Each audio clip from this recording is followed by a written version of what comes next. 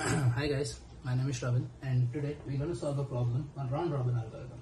So as you can see, we have 4 processes here and arrival time is given, burst time is also given.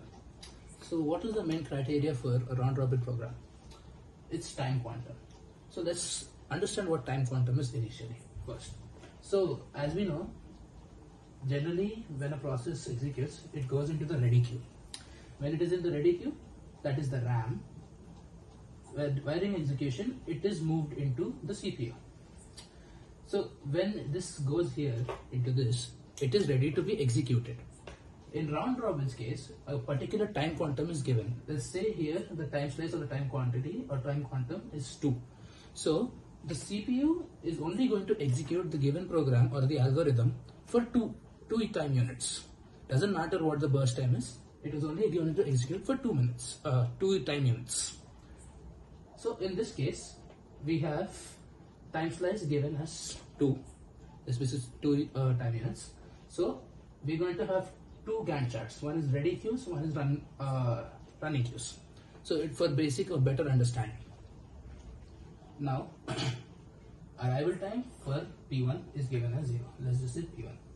Okay, it starts from 0. Now, since it's starting from 0, time slice is given 2, but the burst time is 5. Now this becomes 3 because it's only going to execute, as I said before, only going to execute for 2 time quantums. So we're going to put P1 here.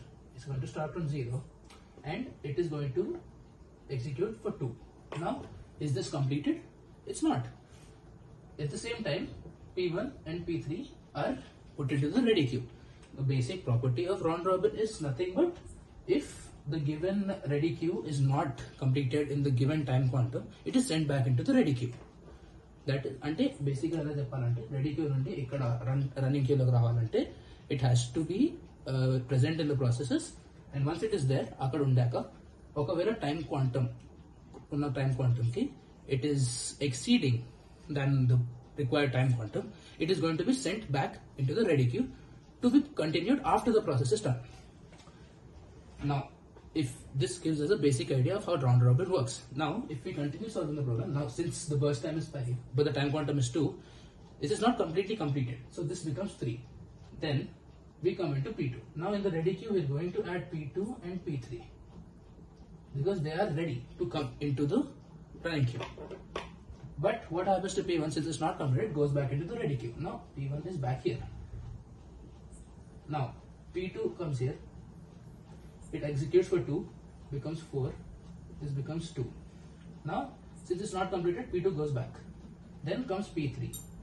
P3 executes 2 time quantums, this becomes 0. This process is done. We are not going to send P3 back. P3 is completed. So, since P3 is done, we are not going to touch P3 again. Next is P4. Now you are going to ask, burst time for P4 is only 1. How is it going to time slice? No. Naturally, okasari process ayipayaka, it's not going to come back. Doesn't matter if you complete it before the time slice, it's going to call the next processing for the next given time. So now P4 comes into the queue. Sorry, P4 is here and P2 comes here. Now P4 is here, it gets executed. Now this becomes 0. This is also done, this process is also done. Next comes now.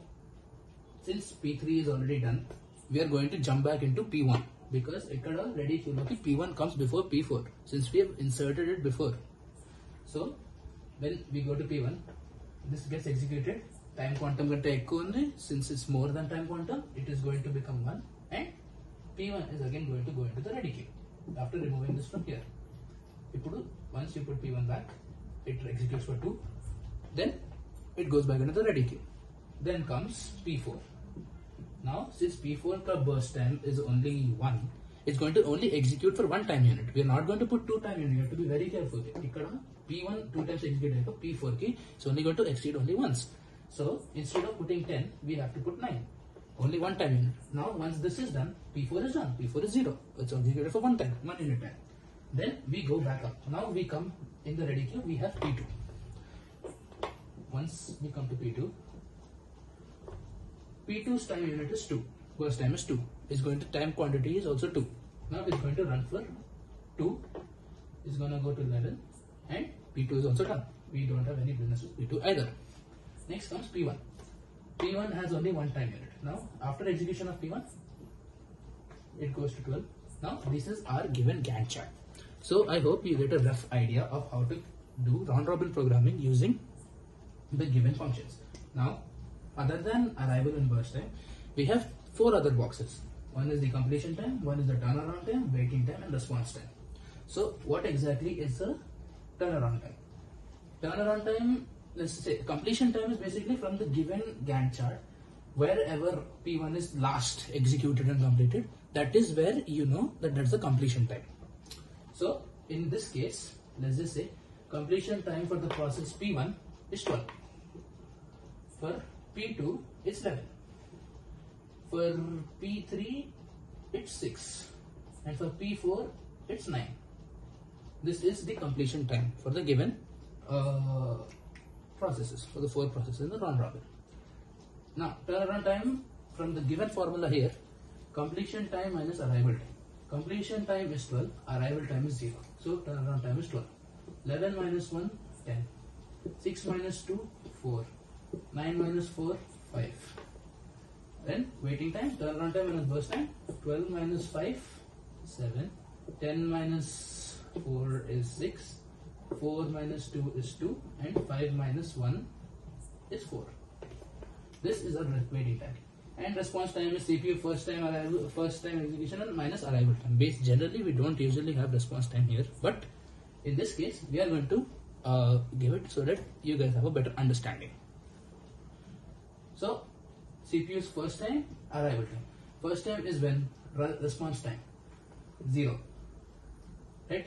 So it starts from 0 minus arrival time. Since the first time, response time is basically when the first time the process enters into the CPU. So here, response time is here 0 for P1. 0 minus 0 is 0. For P2, it's 2. So since first time when P2 enters into the process, the time slice is 2. You get CPU's first time is 2 minus the arrival time is 1, so you get 1. Similarly, for P3 it's 4. 4 minus 2 is 2. And for P4, the first time is 8. So 8 minus 4, you get 4. So this is how you solve a round robin algorithm using time quantum, and its mode is primitive. What is primitive? Primitive is basically a process can be stopped midway in the process, can be sent back into the ready queue, and can be executed later on. I hope you guys understood this. Thank you so much for watching. Bye bye. Subscribe. Thank you.